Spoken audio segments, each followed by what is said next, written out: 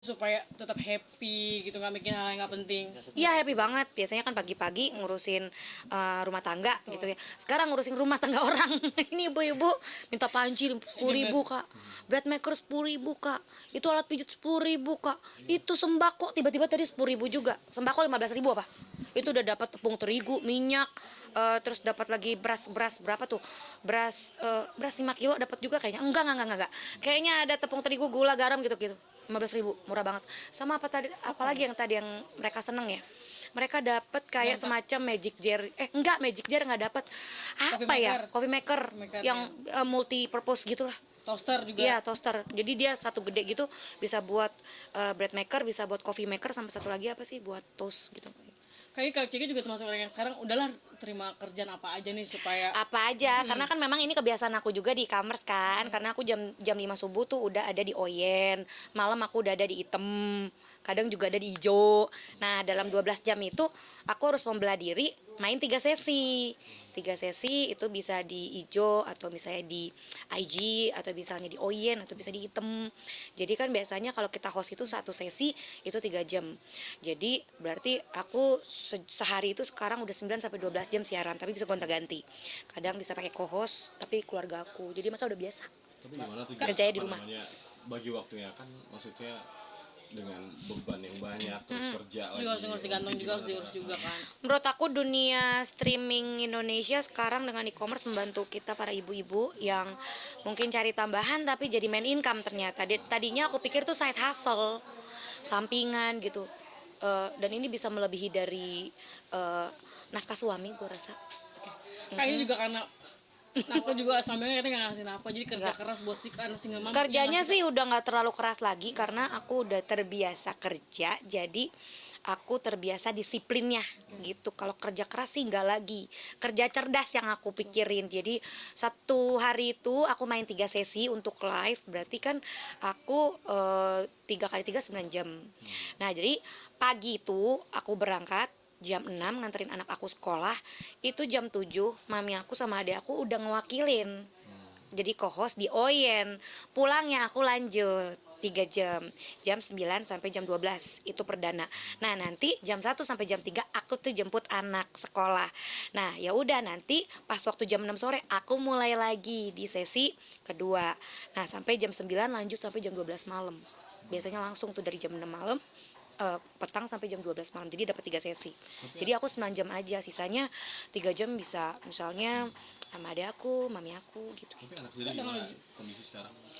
Aman-aman aja karena kan semuanya udah pada aku minta untuk tinggal bersama aku.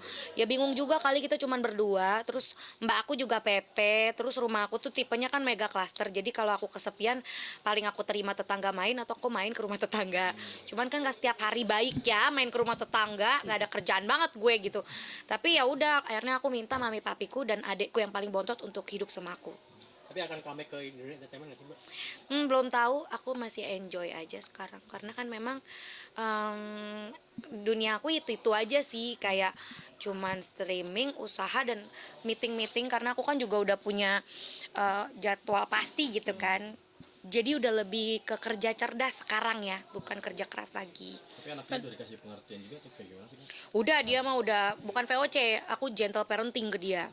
Jadi dia tuh aku selalu tanya sama dia maunya apa, dia yang atur plan sendiri.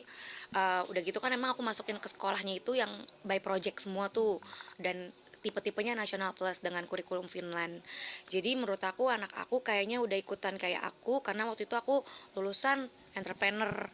Nah jadi aku pas waktu punya anak dia tuh lebih banyak learning ya, lebih banyak projectnya, jadi aku nggak pusing gitu kayak Javier tidurnya lebih cepet ya karena kamu kalau misalnya berangkatnya telat lewat jam 6 itu udah macet tuh di gerbang aku gitu. Jadi makanya dia disiplin, dan karena udah sibuk banget ngelihat aku sibuk jadi dia udah kayak bisa ngatur dirinya sendiri. Anak aku itu ketika ketemu sama aku malah disiplin, malah nggak rewel. Tapi kalau udah ada oma-opanya biasanya dia minta pembelaan.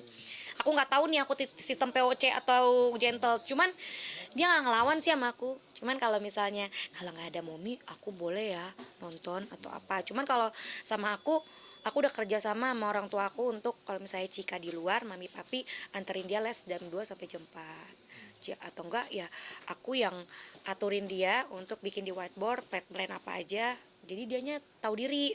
Jadi hari penebusan dosa untuk mainnya Sabtu Minggu aja pakai iPad gitu. Nah, berarti Kan gimana masih- akan menjadi apa namanya kan akan menjadi figur ibu dan sekaligus bapak bagi Wah Kak tentu Wonder Woman saya. sendiri. Gimana Kak? Hah, seru sih. Seru karena memang kan udah terbiasa juga ya kan kalau in total aku berumah tangga itu kan 7 tahun. Javier itu udah 6,5 tahun. Jadi dari Javier lahir itu aku udah nggak pakai suster sama sekali. Terus aku cuman pakai Mbak Pepe. Terus udah gitu mami papiku dan adik-adikku karena welcoming nih cucu pertama, ponakan pertama. Ya udah kita semua keluarga yang ngurus. Tapi silih berganti ya, kadang aku, terus kadang mereka berkunjung, kadang mereka menetap gitu-gitu. Oh, tapi anak masih suka nanyain bapaknya nggak sih Kak? Nanya, tapi aku kasih hal yang realistis karena cowok. Anak sekarang itu Alfa tuh pinter, jangan dibohongin, diliatin. Kalau dulu kan kayak perpisahan itu adalah aib. Tapi kalau Javier tuh kayaknya dia taunya sih nggak pisah ya, lebih kepada kayak oh iya Dedi lagi project. Dan aku selalu mengarang bebas dulu di awal. Aku deskripsikan kalau emang ayahnya lagi mengambil job di luar kota untuk membangun satu rumahan. Jadi ya aja gitu. Terus kita buktikannya dengan learning by doing, dan pengalaman dia kan kebetulan kan ada iPad dan itu ada FaceTime. Nah dia yang cari sendiri gitu. Walaupun akunya juga tidak bisa connect sama beliau, tapi anak aku kasih jalur. Tapi anak aku udah cukup tahu kalau misalnya dia nggak bales, tandanya sibuk. Tapi kebanyakan gak respon ya. Gitu. Menjelang putusan ini Mbak, udah siapkah menjelang kasus? Siap banget, karena kan aku waktu itu kan memang tidak mau pakai pengacara itu untuk lebih menjiwai ya. Karena aku masih mikir ini emosi atau apa ya. Aku nggak mau ngambil keputusan dalam keadaan emosi. Jadi makanya aku nggak pakai lawyer. Gitu di awal. Kayak dengan tuntutan yang Dari awal sampai sekarang. tuntutan dia yang aneh-aneh kayak harus balikin mahar, terus juga rumah juga seperti apa kan anggapnya? Ditolak kan, aku tolak. Oke. Akhirnya pas terakhir aku udah mentok karena aku bukan ahli hukum, aku juga harus didampingi kuasa hukum, dan waktu itu aku juga ngobrol sama calon duda janda dan advokat sekitar kan lebih menjiwai itu ya. Ternyata lucu juga ya proses itu ya, aku sharing gitu, nyaring ya kan, nyaring juga gimana sih experience-nya. Ya udah masuk ke ruangan ini, registrasi, habis registrasi kalau bingung ngetik di pos bakum. Ya kan semuanya kayak kita bikin paspor rasanya itu. Ya emang nikahnya gampang gitu, ternyata perceraian itu ribet karena kan memang dari negara sendiri, pemerintahan sendiri itu ya itu tepuk sakinah udah. Tapi kan